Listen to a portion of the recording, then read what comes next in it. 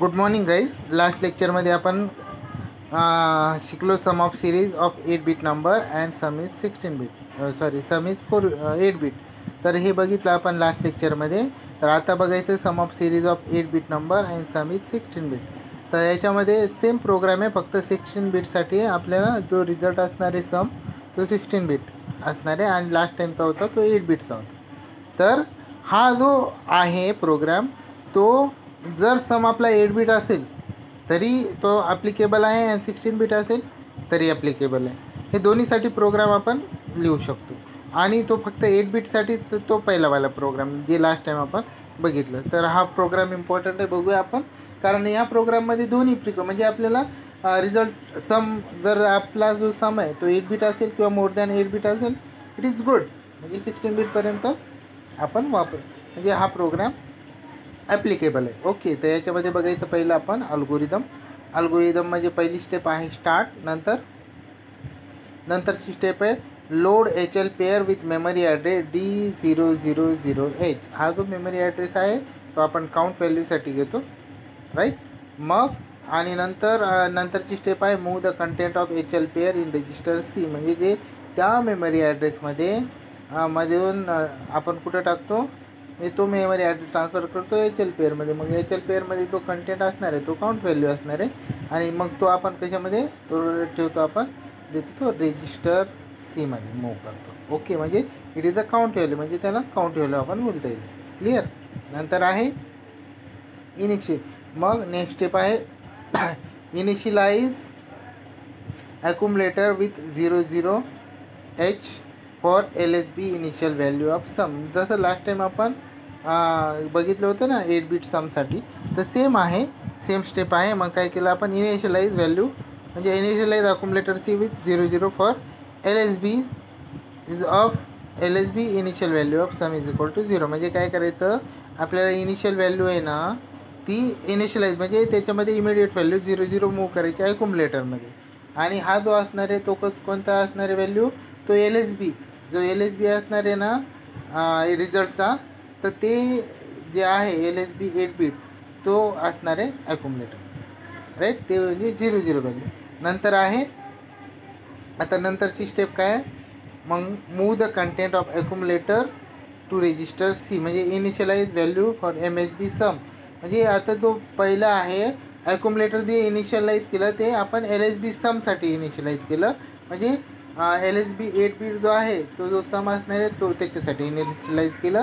आणि नंतर म्हणजेच काय, नंतरच्या स्टेपमध्ये रजिस्टर C जे आहे ते इनिशियलाइज केलं त्याच्यासाठी MSB समसाठी.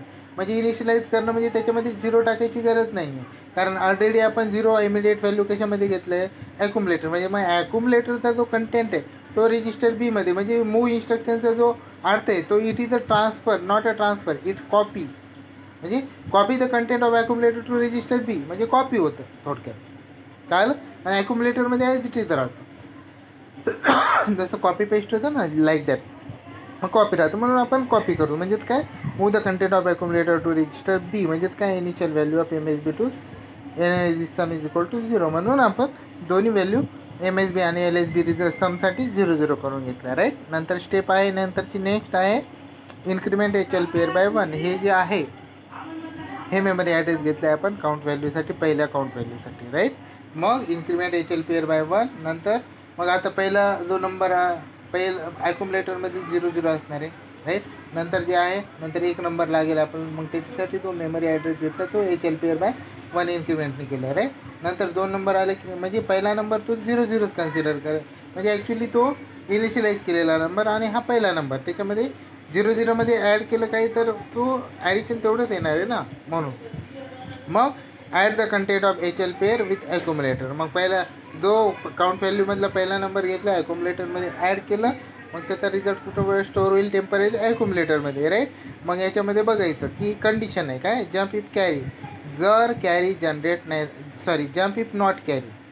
जर कॅरी जनरेट नाही झाला म्हणजे CY इज इक्वल टू 0. मग काय करायचं, देन गो टू स्टेप 10. म्हणजे डायरेक्ट कॅरी जनरेट नाही झाला म्हणजे काय असणार आहे, डायरेक्टली मग आपण काय करायचं, स्टेप 10ला जम्प करायचं.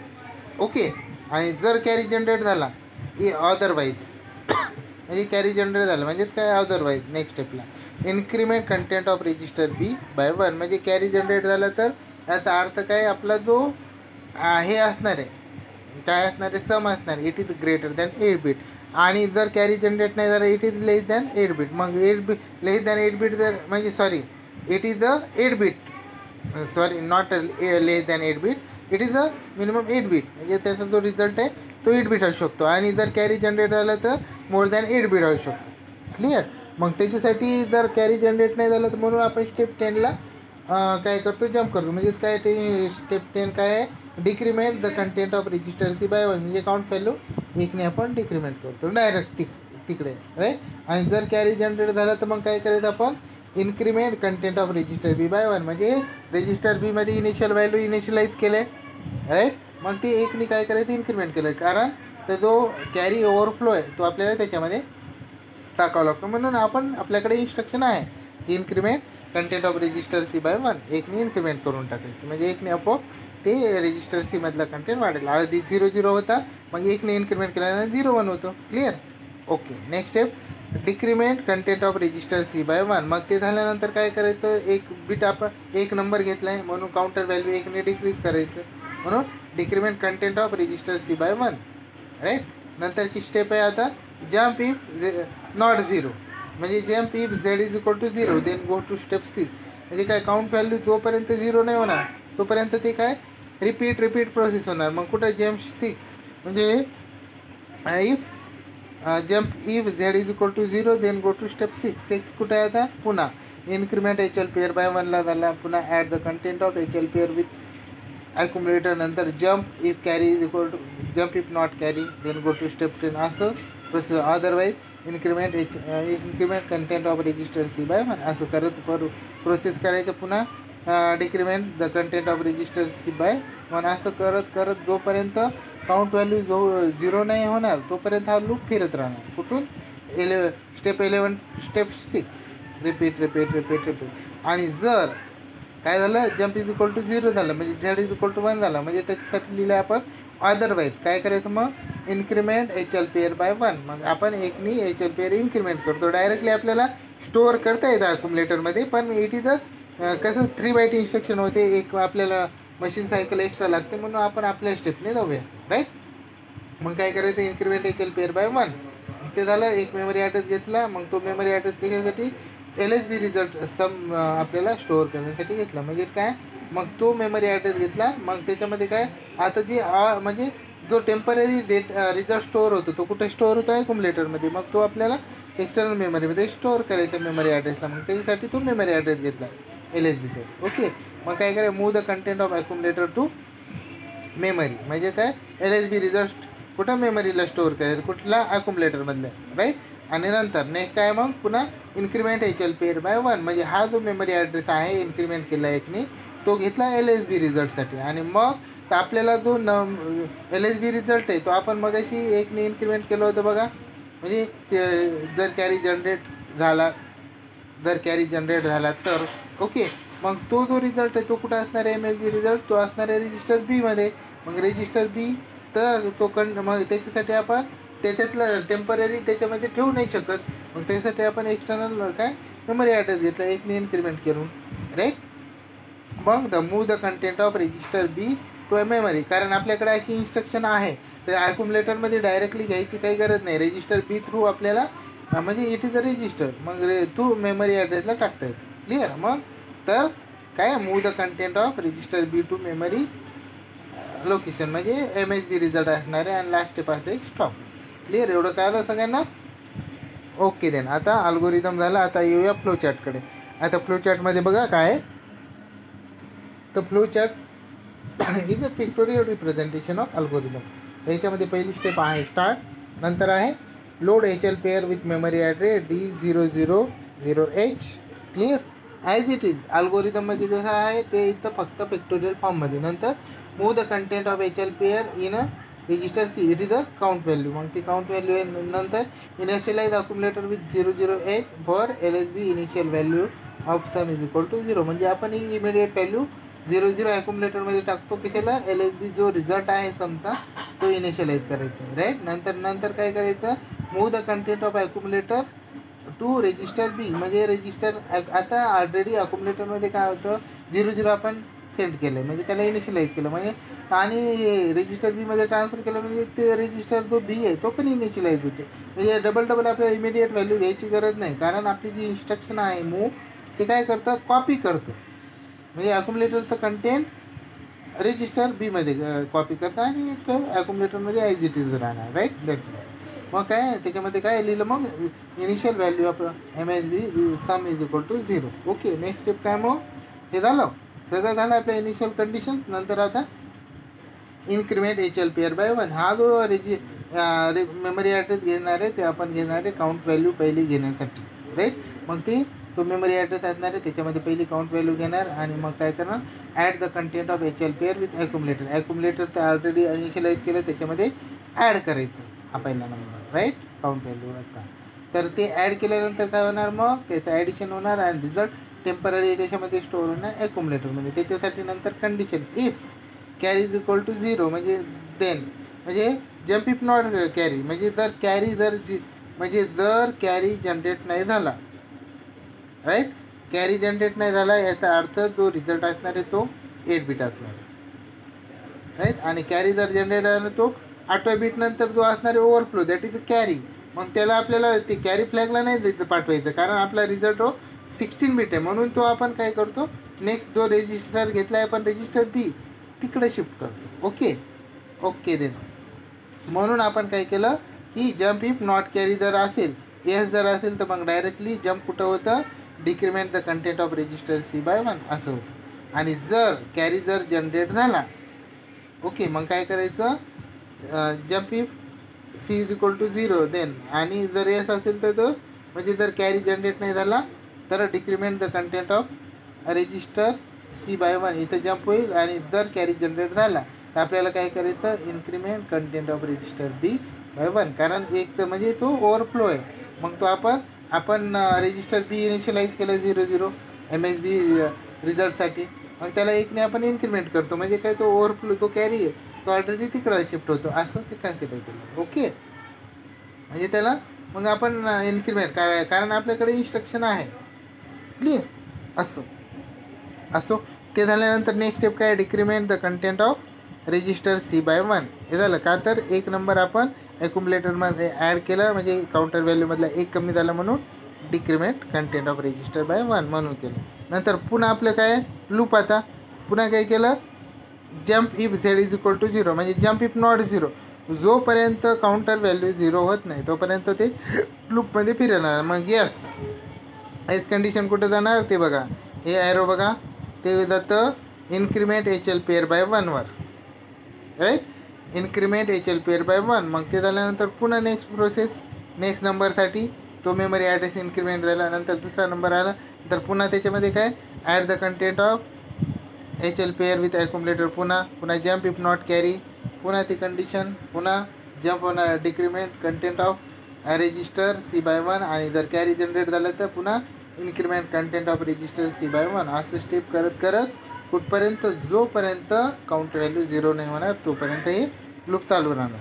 राईट. आणि जर काउंट व्हॅल्यू 0 झाली म्हणजे that is Z is equal to 1 झाले देन काय करायचं आता आपल्याला कंटिन्युटी सिम्बॉल दिलं आहे एकडे मग ते बघायचं आपण ते काय नंतर करायचं इन्क्रीमेंट HLPR/1 मग HLPR 1ने पुन्हा इन्क्रीमेंट करायचं. मग 1ने इन्क्रीमेंट केल्यानंतर काय करायचं झालं मग काय जो ॲड्रेस आहे तो आपण LSB रिझल्टसाठी घेतला आहे जो ॲक्युमुलेटरमध्ये टेम्पररी आहे. मग काय करायचं मग move the content of accumulator to memory location जो आपण इन्क्रीमेंट केलं आहे HLPRचं मेमरी लोकेशन त्या मेमरी लोकेशनला अक्युमुलेटरमधला तो कंटेंट आहे जो LSB रिझल्ट आहे तो आपण स्टोअर करतो. ओके. तो झाला LSB रिझल्ट स्टोअर परमनंटली त्या मेमरी ॲड्रेसला. मग पुन्हा आपण एकनी मेमरी ॲड्रेस इन्क्रीमेंट करतो का तर आपल्याला MSB रिझल्ट स्टोअर करायचं म्हणून इन्क्रीमेंट HLPR/1 मग केलं. आणि मग काय करायचं आता आपल्याला काय करायचं ते ॲक्युमुलेटरमध्ये स्टोअर म्हणजे ॲक्युमुलेटरमध्ये घ्यायची गरज नाही तो रजिस्टर बीमध्ये आहे ना इट इज ओके कारण रजिस्टर टू मेमरी अशी आपल्याकडे इन्स्ट्रक्शन आहे. क्लिअर. म्हणून म्हणजे काय move the content of register B to memory म्हणजे MSB रिझल्ट असणार आहे आणि लास्ट स्टेप आहे स्टॉप. क्लिअर. ओके. तर याच्यामध्ये काय आहे तर याच्यामध्ये मी जो आहे तर ह्या प्रोग्राममध्ये मी अपकोड लिहिलेले नाही आहेत. क्लिअर. तर ते जे अपकोड आहेत ते अपकोड तुम्हाला हे करायचे. क्लिअर. तर अपकोड मी सांगणार नाही कारण त्याच्यासाठी आता मी ते चुकून राहिलेत माझ्याकडनं.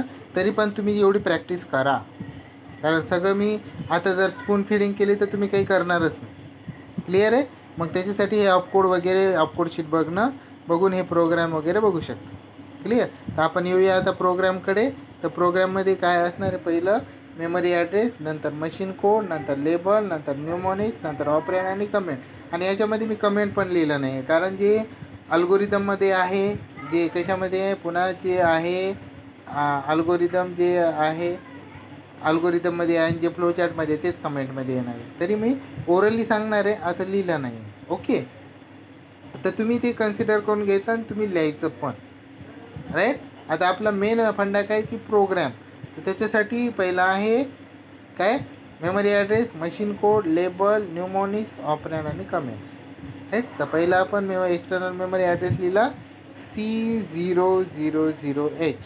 तर नेक्स्ट इन्स्ट्रक्शन आहे that is mnemonics LXIH D000H. म्हणजे काय, load HL pair with memory address D000H. हा कमेंटमध्ये असणार आहे. आणि हे किती बाईट इन्स्ट्रक्शन असणार आहे, it is a 3 byte instruction. तर LXIH जो आहे तो त्याचा जो अपकोड असणार आहे तो 21. लास्ट टाईम आपण बघितलं होतं तर म्हणून लक्षात राहील. ओके. तरी पण तुम्ही व्हेरीफाय करून घ्यायचं. हां.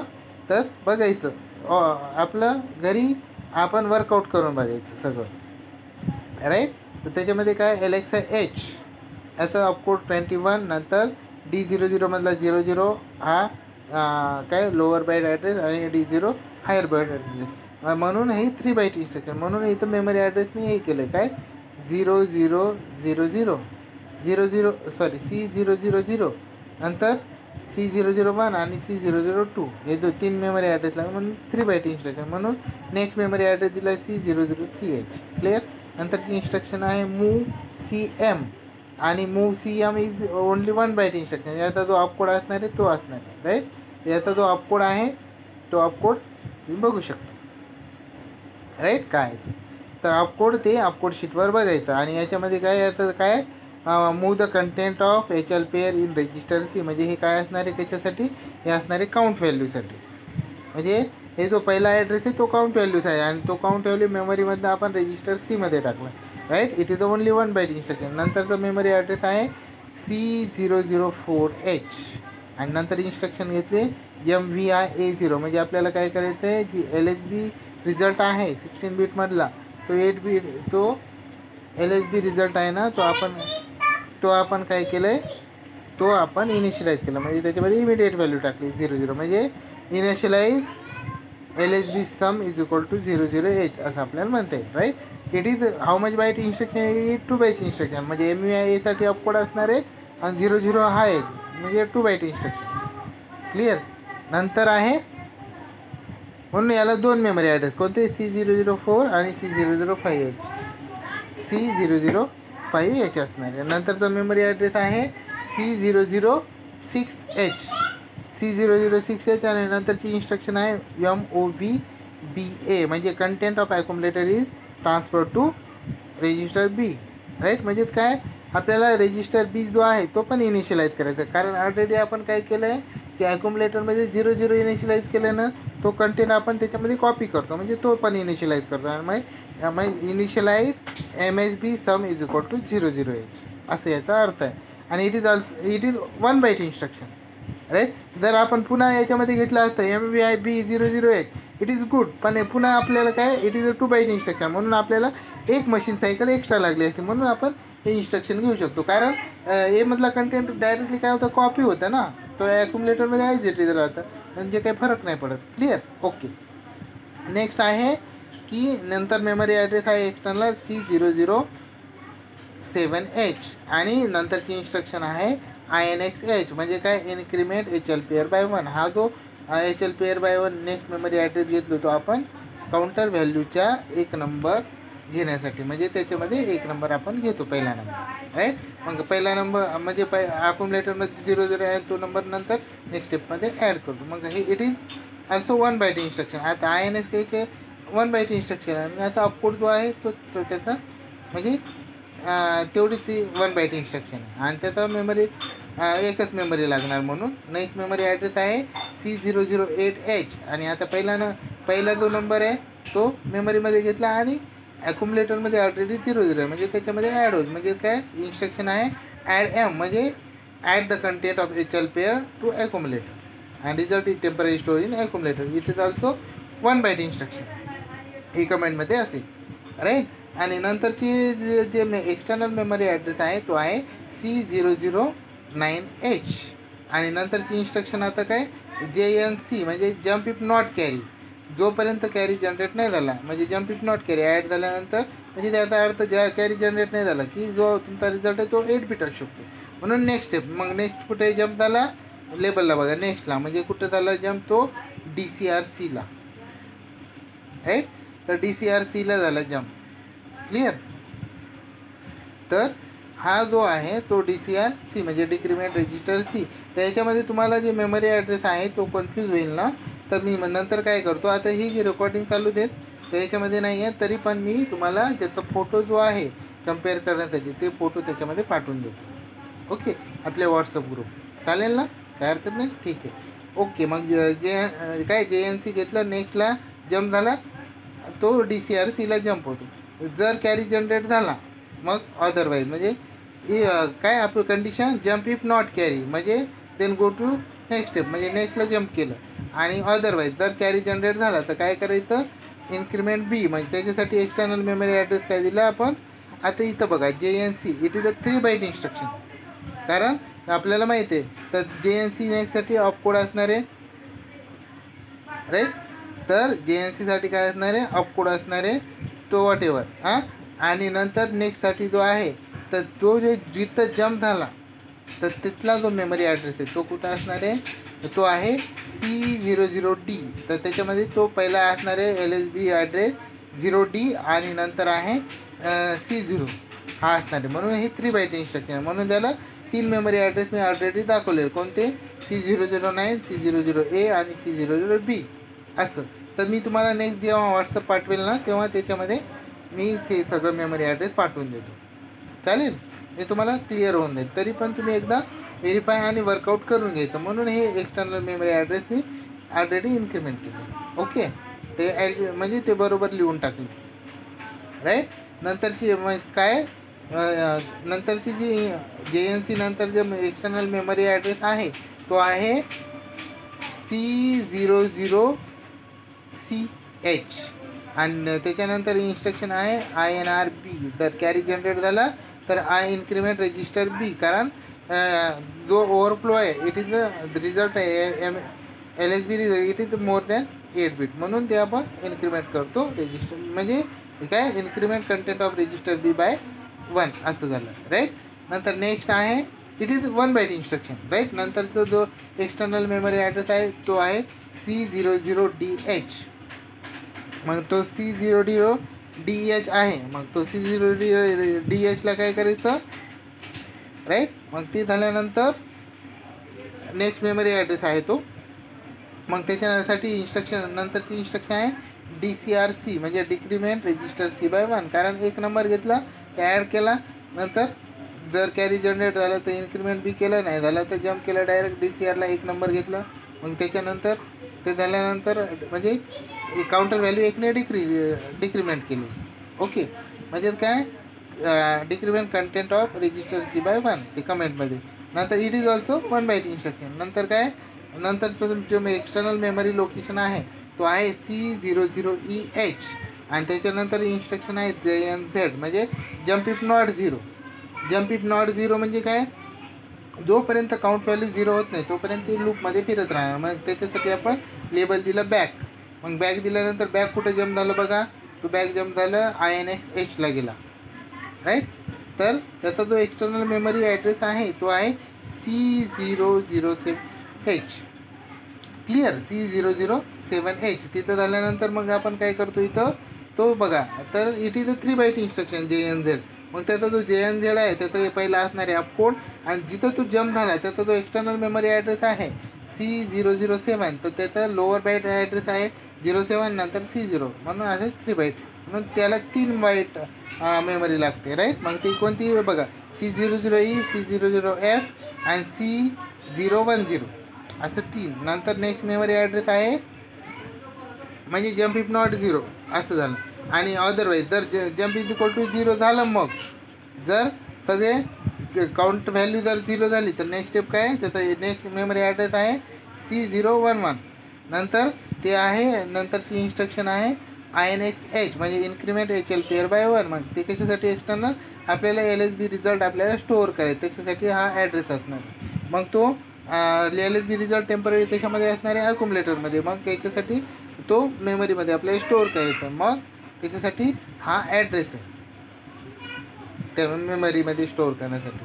मग तर इन्क्रीमेंट HL पेअर बाय 1, नंतर इट इज 1 असतो 1 बाय इन्स्ट्रक्शन. नंतरची मेमरी एक्सटर्नल मेमरी ॲड्रेस आहे C012 C012H, आणि नंतरची इन्स्ट्रक्शन आहे मूव MA म्हणजे move the content of accumulator to memory. म्हणजे हा काय असणार आहे, हा असणार आहे LSB result. It is a LSB 8 bit result, right. आणि नंतर it is also 1 byte instruction. नंतर पुन्हा आपण काय केलं की MSB रिझल्ट स्टोअर करण्यासाठी आपण एकनी जे मेमरी ॲड्रेस आहे तो इन्क्रीमेंट करतो. मग त्याच्यासाठी जो एक्सटर्नल मेमरी ॲड्रेस आहे तो आहे C013 आणि इन्स्ट्रक्शन आहे INX आणि it is also 1 byte instruction. आता फक्त अपकोडच असणार आहे. हा जो मेमरी ॲड्रेस घेतला तो आपण MSB रिझल्ट स्टोअर करण्यासाठी, कारण टेम्पररीली आपण रिझल्ट स्टोअर करू शकतो जनरल पर्पज रजिस्टरमध्ये, परमनंटली नाही. त्याच्यासाठी आपण एक्सटर्नल मेमरी लोकेशन लागतं, राईट. नंतर नेक्स्ट इन्स्ट्रक्शन, नंतर नेक्स्ट मेमरी ॲड्रेस आहे C014